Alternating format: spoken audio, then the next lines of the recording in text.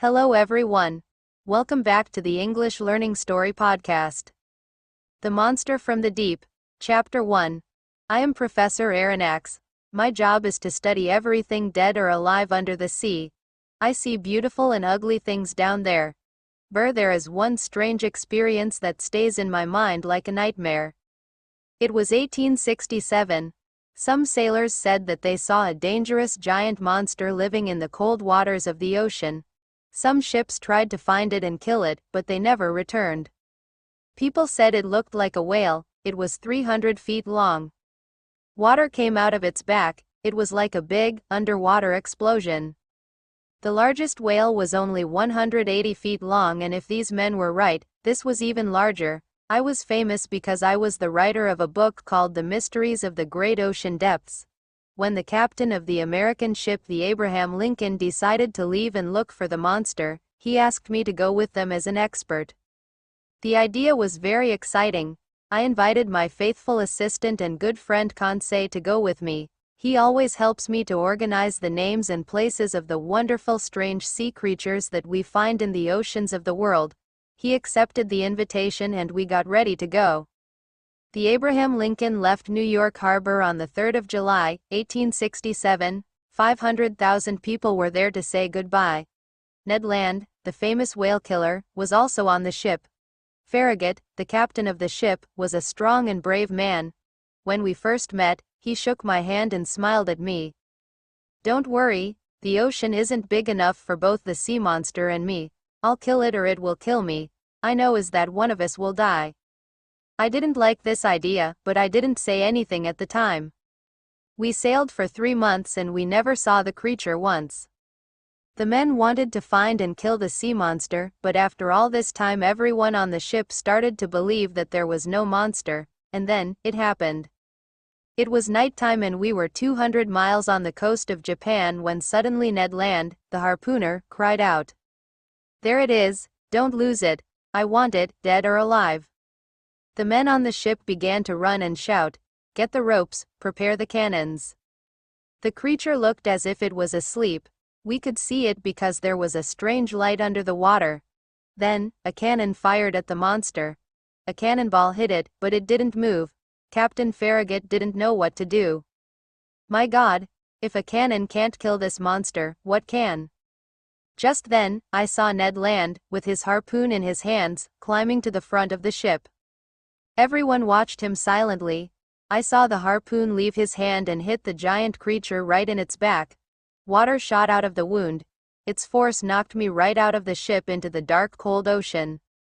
Chapter 2 Saved from the Ocean, Chapter 2. I found myself underwater. It was very cold and I tried hard to get to the top and breathe.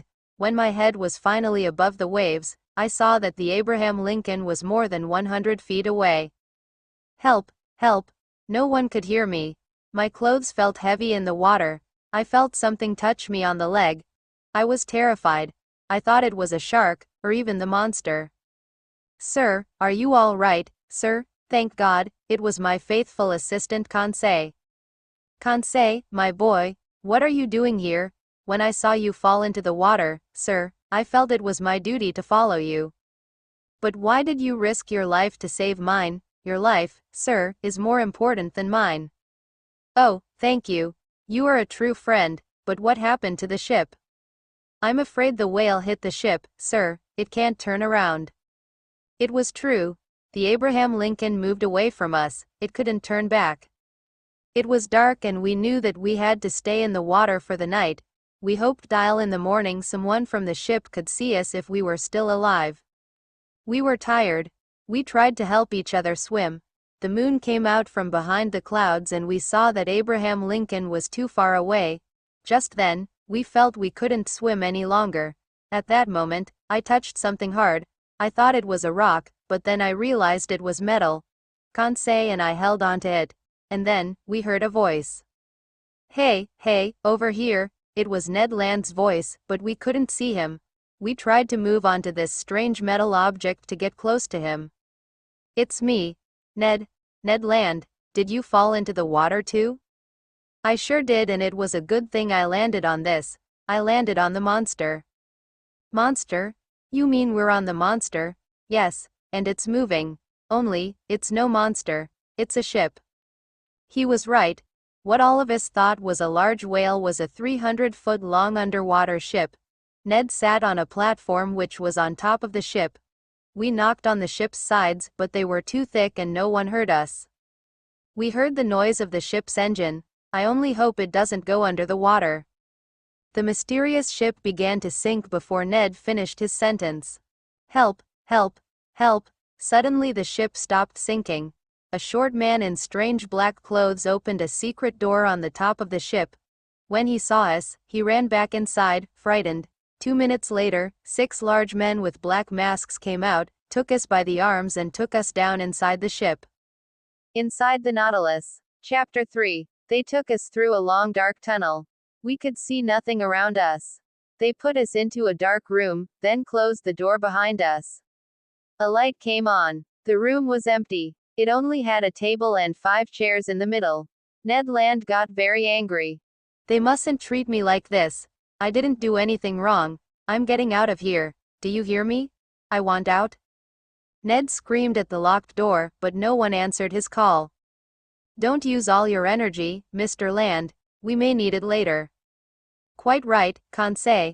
As usual, you speak with your mind and not your heart. The door opened again after some minutes. 2 men stood there in front of us. One was tall with dark serious eyes. The other was short. He looked at us without any interest. The 2 men wore black hats and shoes made from seal skin. Their clothes looked thin and comfortable. They spoke a language which I did not understand. I spoke to them in French, German and English. I told them our story, but they did not seem to understand. Mr. Land got angry again. You listen to me. You let us off this ship or... There's no reason to be angry, Mr. Land. It is I who should be angry with you. The tall man was calm and he spoke perfect English. He surprised all of us, and we didn't say a word. You are on the Nautilus. I am its captain, and my name is Captain Nemo. This ship, and my own life, is a secret to the outside world. I do not want to see that world again. I live here, under the sea. You will stay here with me, but you will have the same freedom everyone else on the ship has. What does that mean, Captain? That means that you are free to see all the wonderful things under the sea. No man in your world can ever see these things. I am saying, gentlemen, that you are very lucky. You mean we'll never go home again? That's impossible. Mr. Land, you gave me no choice. I do not want anybody to know my secret. You attacked my ship. You found me. Now, you must do what I say. Ned Land was not happy at all. I can only say that I was very interested in this strange man. Where did he come from? Why did he leave our world? Captain Nemo spoke to the short man in their strange language, then the short man left us. Then he tried to be friendly. You will not find life on the Nautilus so bad. We have wonderful food, and your rooms are very comfortable. The captain showed Ned and Conseil to their rooms, but he stopped me for a moment. Professor, may I show you something? Why, of course. Captain Nemo took me down to the bottom of the Nautilus, where there was a room like a large museum. It had pictures by famous painters on the walls and glass cases with beautiful shells from the sea. I read your book, Professor. You know a lot about sea life. You see, I enjoy sea life. You have things here that most people only read about, Captain. Well, I enjoy this room, but what I really prefer is looking out there. The captain pressed a button and 2 of the walls opened up. Behind them, there were large glass windows looking out onto the sea. A white light coming from the ship made everything easy to see. I stood in front of the window like a small boy at the zoo, and, believe me, I didn't feel at all like Captain Nemo's prisoner. Outside the Nautilus. Chapter 4. The Nautilus traveled underwater watching the mysteries of the ocean. The captain and his crew were excellent hosts. They gave us wonderful seafood and we were free to visit any place we liked on the ship. We traveled near the coasts of Australia and Papua New Guinea. I enjoyed seeing all the strange sea life of these waters. I had enough information to write a new book. But Ned Land was not happy on the Nautilus. He was a whale hunter and his life was above the water, hunting whales. One morning, he asked Conseil and me to go to his room to talk. I want to talk about our escape. Our escape? We are underwater. How can we escape? Not now. This ship goes above water every 2 days to fill it with clean air. When we re-near land, we have to try to escape. The waters we are in now are full of sharks, Mr. Land. I know that, Professor. We'll wait. When we get close to a country we know, we'll try to escape. But how will we leave the Nautilus? Ned Land had no time to answer this question. There was a loud crash, and we all fell to the floor. The lights went on and off, and the engine stopped. The top of the Nautilus was just above the surface of the water. I saw Captain Nemo on the platform outside the ship. The ship was between two large rocks, unable to move. We had to wait 6 days for the water to rise before the ship could leave. The captain didn't seem at all worried. The sea brought us here, the sea will take us away. We were very close to Papua. I could see it from the ship. Ned Land asked the captain if we could go on land and hunt some animals because he didn't want to eat fish. Captain Nemo let the 3 of us go. This didn't surprise me at all. There were only cannibals on Papua. We couldn't escape because they would kill us. There was a small boat on the Nautilus which we used to get to land. Captain Nemo gave us news, and we were all excited to return to land and feel free again. The beach of Papua was beautiful. It had soft white sand and 200-foot-tall palm trees. We found bananas and coconuts, and we made a small camping area for the day. Some wild animals came out of the forest and ran away. Conseil was at first frightened. I thought they were the cannibals. Don't worry, Conseil. It's not yet lunchtime. We all laughed, then continued looking for fruit and vegetables. We walked through the tropical forest. We were so excited by this new adventure that we forgot where we were walking. We were far from the beach. I felt something small hit my head. I think I was hit by a rock. A rock?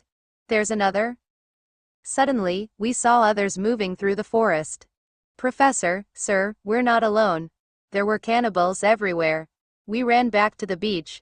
They followed us. They carried spears and shouted in a strange language.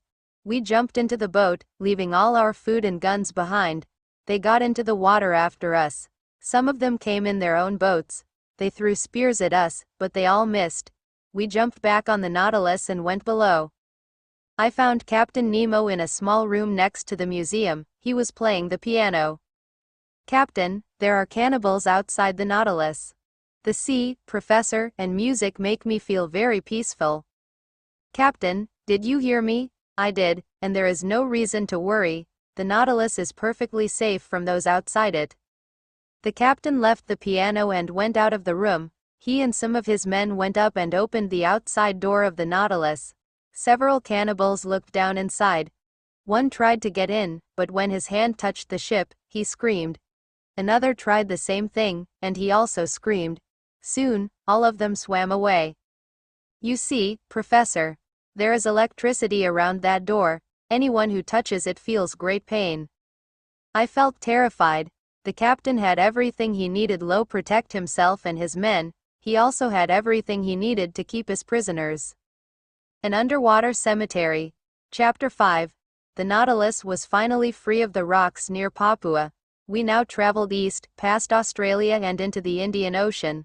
Life on the ship was normal again. We sometimes stopped on the ocean floor and walked outside the ship. We wore special suits.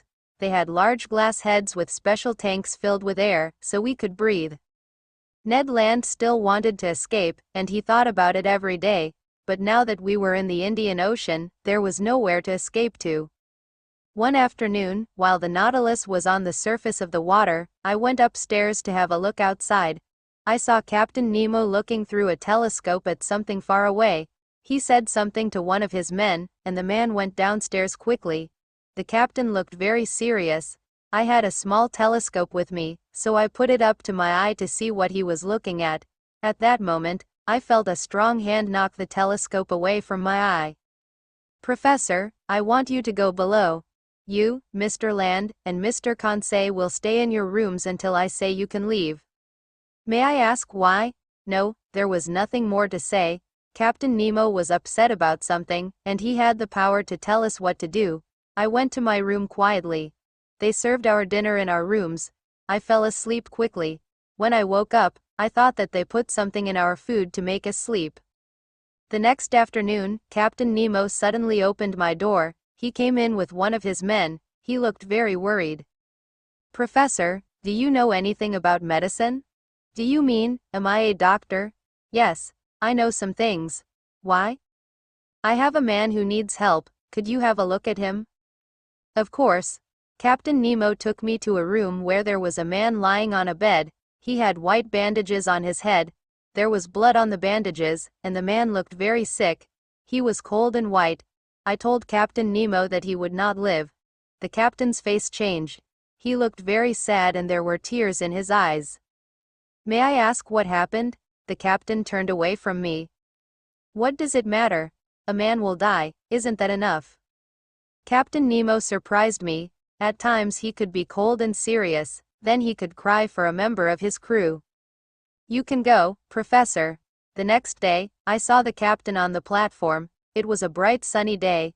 I did not want to say anything about the sick man, but I was curious.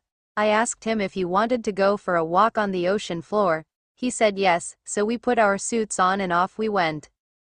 The Indian Ocean had the most beautiful rocks, plants and fish in the world. All of us enjoyed it very much. It was like a colorful picture show, but Captain Nemo had another reason for our walk. I saw that his men carried something long and flat in a bag. They also had tools to dig with. Then we arrived at a safe area, with large plants around it. They put the bag down and began digging. At that moment, I understood everything. They were going to bury the dead man. When we returned to the Nautilus, I told Captain Nemo that his man was safe where he was. "Not even the sharks can go there, Captain, or men, Professor." The Giant Pearl and the Shark, Chapter 6. We traveled in the Indian Ocean for 10 days. The Nautilus did not seem to have any particular direction. I did not see Captain Nemo for some days after the man's death. He stayed locked in his room. The ship was quiet. One day Conseil, Ned Land, and I were in the museum room. We were looking through the underwater windows at the beautiful fish. "I wanted to know what the others thought of Captain Nemo," Conseil said. "I think he's a scientist who never had any success. That's why he's here, under the sea. He's not famous and he's angry about that. I think he's crazy and we will die here unless we escape." "I think you're both wrong. He's angry about something. He is not free here. He loves the sea, yes, but here is something missing from his life. Maybe he blames someone for that, and I think he wants to hurt that person." As I said this, the walls closed over the side windows and Captain Nemo walked in. "Would you like to go pearl fishing? This is the richest part of the world to fish for pearls." We all looked at each other and agreed. We were prisoners, but it was exciting to see all of the mysteries under the sea. The ocean near India has thousands of oysters. The pearls inside them can cost hundreds of dollars. There are many sharks in these waters, and it's very dangerous to go looking for pearls there. I didn't like the idea of sharks. We only had small knives to fight them with. Ned Land had his harpoon with him, but he was very busy trying to collect as many oysters as he could. Captain Nemo took us to a small cave. Inside it, I saw an oyster over 6 feet wide. It had a pearl inside it as big as a coconut. I wanted to take it back to the ship with us. It was the only one of its kind in the world. But Captain Nemo said no, he wanted the pearl to grow, alone there in the cave, until it was truly the most fantastic pearl in the world. On the way back to the ship, we saw an Indian boy swimming for pearls. We hid behind some rocks so he couldn't see us. Suddenly, a large shark swam nearby. The boy saw it, but it was too late. Captain Nemo swam away from the rocks, with his knife in his hand, and began fighting with the animal. The boy looked terrified. Captain Nemo fought with the shark, and there was blood in the water. The captain looked in trouble. Immediately, Ned Land attacked and killed the shark with his harpoon. The captain was safe and I was so surprised that I couldn't move. When we got back to the Nautilus, the captain thanked Ned Land. "You saved my life, Mr. Land." "Thank you. Don't thank me. I kill sharks and whales because it's my job. I didn't do it for you." "Come, Mr. Land." That's a horrible thing to say. It's all right, Conseil. I understand Mr. Land. I saw in his face that he did understand Ned Land. We were prisoners. Ned Land's only thought was to escape. Captain Nemo understood that thought. He would feel the same way if he were in Ned Land's position.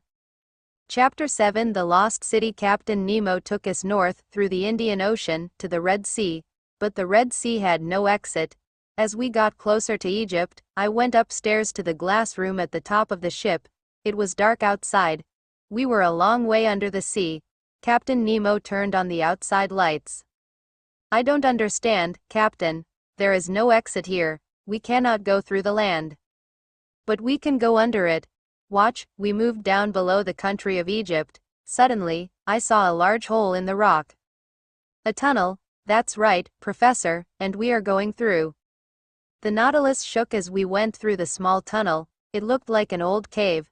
Then, water surrounded the ship and there was no more land. When Conseil and Ned woke up, I told them that we were in the Mediterranean Sea. But how? Who cares how? Now's our chance. When we go up again, we're going to escape.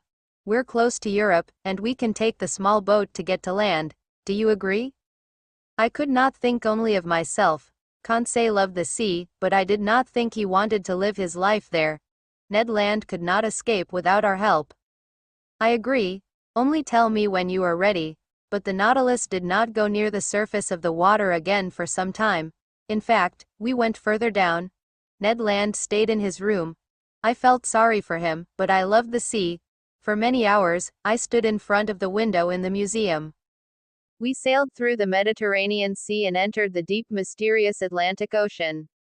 The ocean became dark, and we continued to go further and further down. Captain Nemo came into the museum as I studied the ocean floor. I have a little surprise for you, Professor. As he said this, a bright light appeared from behind the mountain of rocks in front of us. What is it? Just watch. We came closer to the light, and I could see trees on the ocean floor. That's not possible. The Nautilus moved up over the mountain, and I saw that the light came from an old underwater volcano. There was no fire, but the hot lava still produced light. The light showed as part of the ocean floor. There were stone houses and ancient temples on it. I did not understand how such things could be there. It looks like a city from thousands of years ago. It is. It's the lost city of Atlantis. I looked up at Captain Nemo. He never took his eyes off the window. I looked down again. So it was true, I thought. Atlantis did exist, but only Captain Nemo knew for sure. Chapter 8. The Giant Squid. We traveled through the Atlantic Ocean down to the South Pole.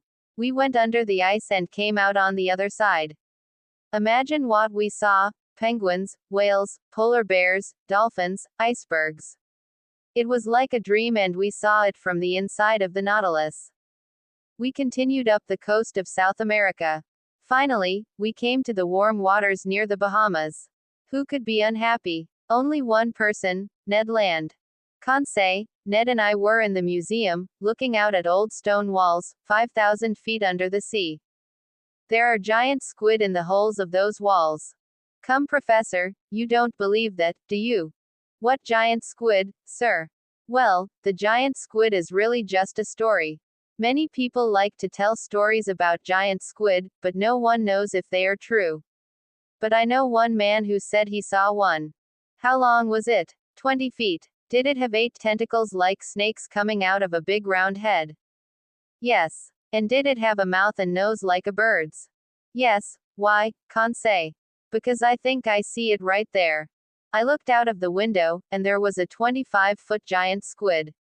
It moved close to the Nautilus and it hit the window with its long tentacles. The Nautilus was too strong for it, but it was a very frightening creature. Soon, other smaller squid came near the window. They all wanted to attack the ship. They did not know what it was. Suddenly, the Nautilus stopped. Captain Nemo came into the museum. Is something wrong, Captain? Yes. One of those ugly creatures is caught in our propeller. What can we do? We can take the ship up, then try to free the monster. Captain Nemo never thought of danger. He thought nothing could stop him, his men or his ship.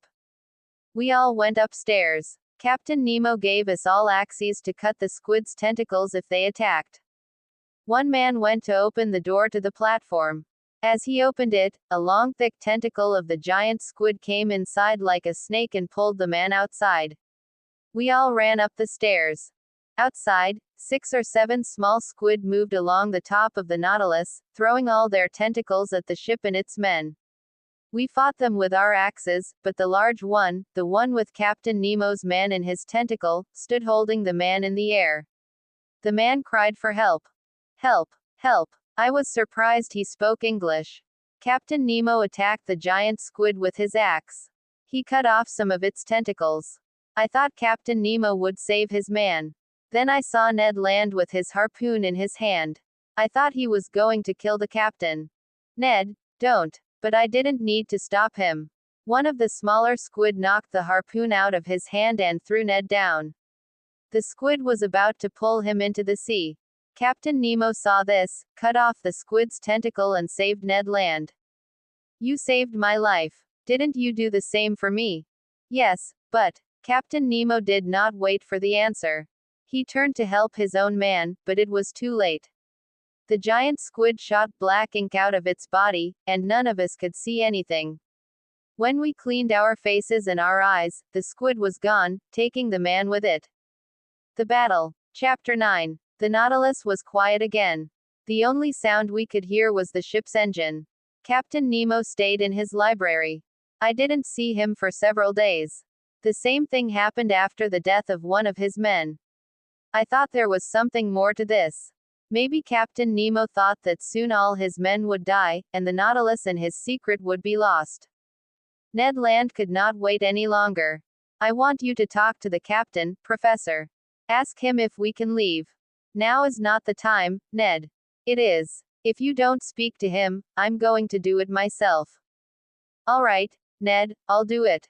When? Soon. No, Professor, now. I had no choice. Ned Land lost his temper, and I thought Captain Nemo might listen to me and let us go. I found the captain in his library. He stood and looked at a picture of a young woman with 2 small children. He didn't hear me go in. He looked very sad. Who was this woman? Was it his wife? My leg hit a table and Captain Nemo turned around. I'm sorry, Captain. I came to speak to you. Not now, Professor. I'm afraid it's important. What is it? It's about our freedom. The men and I need to know what you plan to do with us. I already told you. Captain, you can't expect us to stay on this ship forever. Professor, you found me. I did not find you. No one who enters the Nautilus ever leaves. There is nothing else to say. Suddenly I heard a voice shaking in that strange language. The voice came from another room. It was one of the captain's men. The captain became very angry. Professor, I want you to go to your room. I left the captain, but I didn't return to my room. I went upstairs to the platform. There I found Ned and Conseil. Sir, it's a ship. There was a ship traveling very fast towards us. Hey, we're over here. Ned Land tried to call the ship over. The ship answered with cannonball. They're firing at us. Hey, over here, don't shoot. Suddenly, Ned Land saw Captain Nemo. I want all 3 of you to go to your rooms, now. The ship came closer. Captain Nemo's men got ready to fight it. This is my real enemy. They killed my friends and family. Now it's my turn to kill them. Captain Nemo put a black flag on the Nautilus with a yellow N in the center of it. We all went down. Inside the ship, I watched the fight from the glass window in the museum. The Nautilus shook from the explosions of the cannonballs in the water, but it went forward, ready to attack the enemy ship.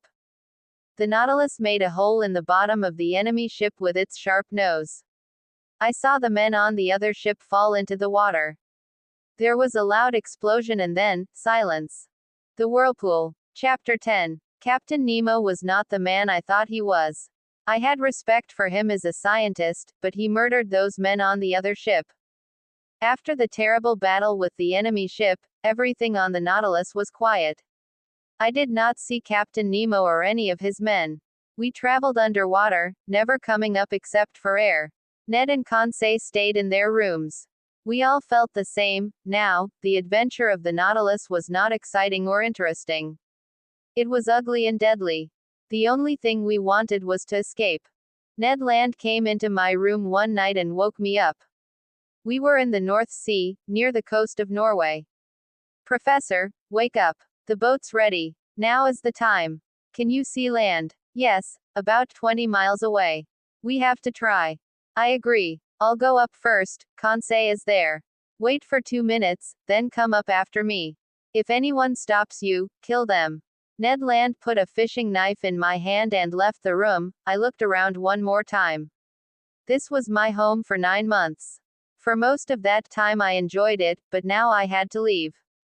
As I walked through the museum to the stairs, I heard music coming from Captain Nemo's library. I listened to him playing the piano, and I thought I heard him say, "Enough. Oh, God, enough." Those were Captain Nemo's last words. I found Ned Land and Conseil in the small boat on the platform. Ned worked quickly to set it free. The Nautilus suddenly began to turn round in circles. The men below began to shout, "What's happening, sir?" "I don't know. Get ready. I'm almost finished." Suddenly, I thought I understood what the men below said in their strange language. The Nautilus was in a whirlpool. The waters off the coast of Norway were famous for this. Boats which sailed into these whirlpools never escaped. "What shall we do, Professor?" "Don't free the boat. We'll never make it. I can't hold it. We're going to." I heard a loud snap. Something hit me on the head, and that's the last thing I remember. I am writing this now some months later. I am safe now. The whirlpool threw our boat away from the Nautilus. Some fishermen found us and took us to the shore. I do not know what happened to Captain Nemo and the Nautilus.